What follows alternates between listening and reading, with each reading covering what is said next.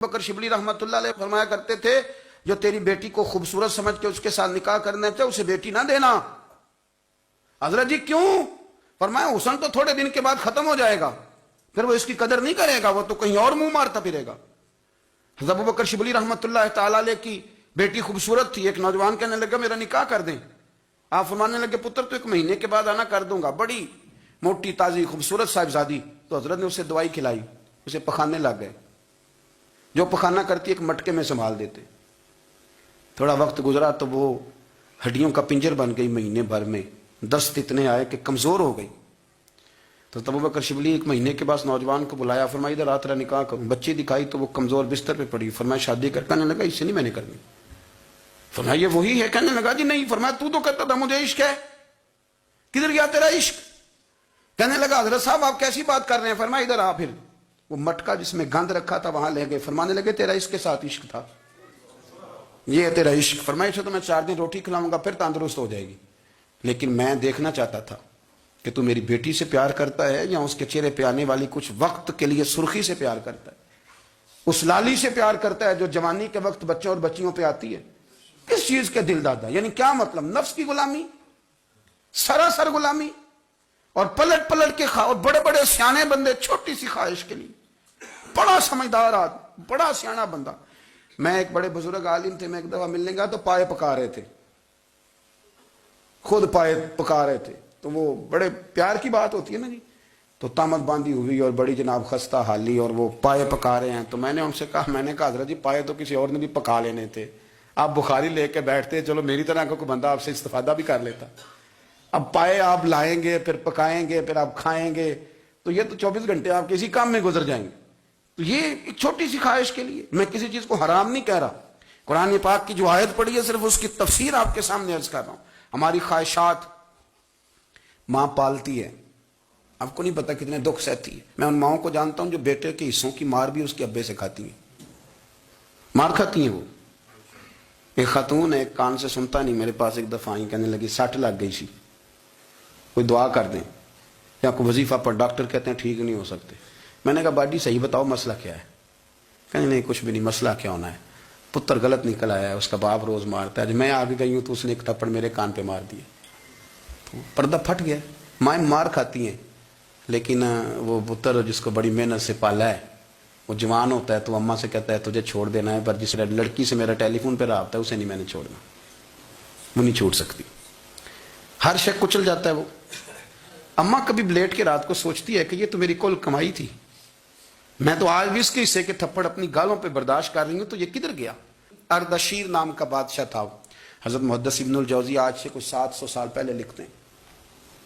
Ardashir بادشاہ بڑا خوبصورت تھا، جوان تھا، بڑا عقل مند تھا، اس نے اس ترقی کی قریب کی ساری ریاستوں پہ قبضہ کر لیا، بڑا عقل مند زیرک تھا، قبضہ ہو گیا۔ ایک بادشاہ بڑا سخت تھا، اس کے ساتھ جب پنجہ آزمائی ہوئی تو اردشیر کہتا ہے اس پہ میرا قبضہ نہیں ہو رہا تھا، اور جب ہم نے ساری ریاستوں نے مل کے اس پر حملہ کیا تو ایک قلعے کے اندر قلعہ بند ہو گیا۔ اردشیر بڑا خوبصورت آدمی تھا، بڑا سمجھدار تھا، تو وہ بادشاہ قلعہ بند ہو گیا، اس نے کہا نکلنا ہی نہیں۔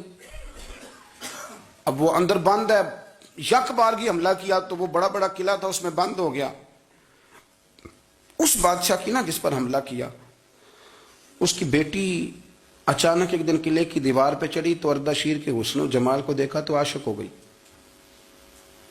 اور اپنے ہی باپ کے خلاف اسے کہنے لگی کہ اگر تو میرے ساتھ شادی کا وعدہ کرے نا تو میں تجھے رستہ بتاتی ہوں حملہ کرنے کا۔ اس نے کہا میرا وعدہ رہا، تو رستہ بتا۔ اس نے رستہ بتایا اس لڑکی نے، اور بادشاہ نے حملہ کیا تو اس کا باپ قتل کیا، اس علاقے پہ قبضہ کیا شادی کے وعدے پر۔